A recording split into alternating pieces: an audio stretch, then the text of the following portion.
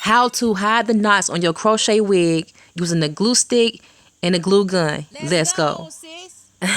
Okay, I'm going to show you 2 ways you can do it. You can fold the hair and apply the glue to the area you want to do the invisible part on.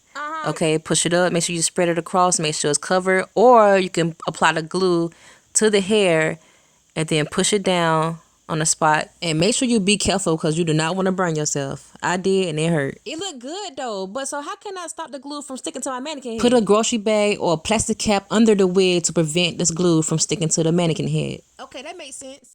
Off camera, I made a heart part and I'm going to attempt to put lace on it. Now I brought this brown lace so it can match my skin tone better. So we're going to see how it's going to turn out once I flip the wig back around. Okay? About time you brought a lace. Bing. All right. It looked pink because I had marked it with pink so I can know where to carve it out at.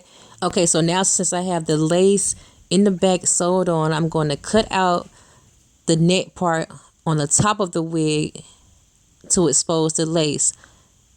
Okay? Okay. And now I'm going to put the brown stocking cap on top to see if it look good. Bean. Take some eyeshadow, go ahead and put it on the part so you can blend it in better, and you're done. Thanks for watching.